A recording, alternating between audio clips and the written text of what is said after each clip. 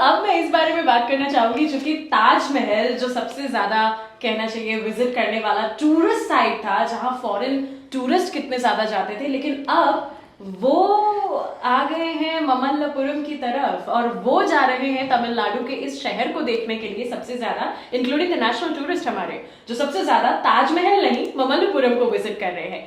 ऐसा क्या हुआ जो ताजमहल नंबर 2 पर आ गया एंड ममल्लापुरम नंबर 1 पर? इसका सबसे इम्पॉर्टेंट रीजन है पैंडमिक, कोविड। क्या हुआ कि कोविड के टाइम पे सब घर पे बंद रहे और फर्स्ट लॉकडाउन हुआ, फिर खुला, सेकेंड हुआ, and it was going on and people were so frustrated घर में बंद बंद होके। तो उनको था कि जैसे ही खुलेगा हम तो घूमने निकल जाएंगे। हाँ। अब घूमने के लिए आप विदेश तो नहीं जा सकते क्योंकि आना जाना सब बंद था। तो आप क्या करेंगे, आप अपने ही देश में घूमेंगे, राइट? तो अभी क्या हुआ, 2019 में हमारे प्राइम मिनिस्टर ने एक मीटिंग किया था विद द चाइनीज मिनिस्टर। तो उस वजह से ममल्लापुरम वापस से एक इम्पॉर्टेंट रूप में दिखने को मिलता है कि शो मीडिया वो has given a lot of coverage. तो ये एक ह्यूमन इंस्टिंक्ट है कि अच्छा यहाँ गए हैं तो हम भी कभी घूमने चलेंगे। This is a very human normal tendency है। तो फिर जब से लॉकडाउन खुला है तो लोगों ने क्या शुरू किया, टूरिज्म करना शुरू किया। उस एक नया टर्म कॉइन हुआ है which is called revenge tourism. Revenge tourism, अब हम रिवेंज लेंगे, इतना आपने मेरे को जाने नहीं दिया है तो अब मैं जाऊंगा। So this is what has actually happened. मुझे भी पहले लगता था कि भाई revenge tourism what is it, but when I am my self participating in that तो मुझे लग रहा है कि इट इज अ थिंग। तो उस टाइम पे Andhra Pradesh got an important place, Uttar Pradesh को इम्पॉर्टेंट सेंटर मिला और महाबलीपुरम या मामल्लापुरम को एक इम्पॉर्टेंट सेंटर मिला।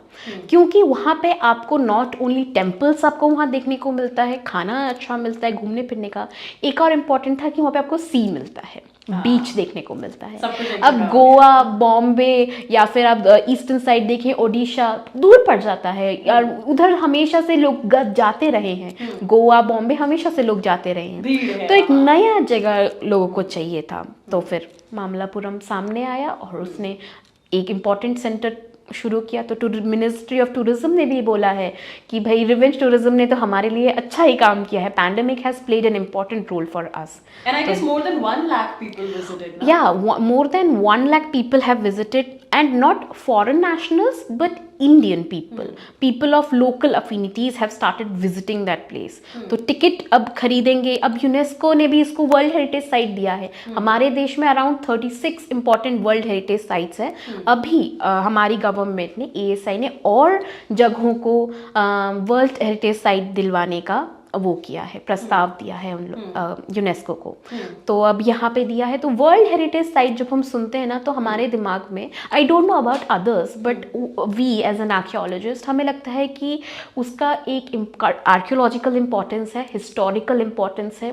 जब आप वहाँ हम विजिट करेंगे तो शायद हम उस एरा को विजिट कर रहे हैं। उन स्टोन्स में हम उस एरा को देखेंगे कि अच्छा राजा पल्लव राजा यहाँ से गए थे। आप खुद सोचिए, मतलब इट इज नॉट टेम्पर्ड, वो ओरिजिनल जैसा था, या एब्सोल्युटली ओरिजिनल। और वहाँ पे सबसे अच्छी बात है कि सारा स्टोन से है।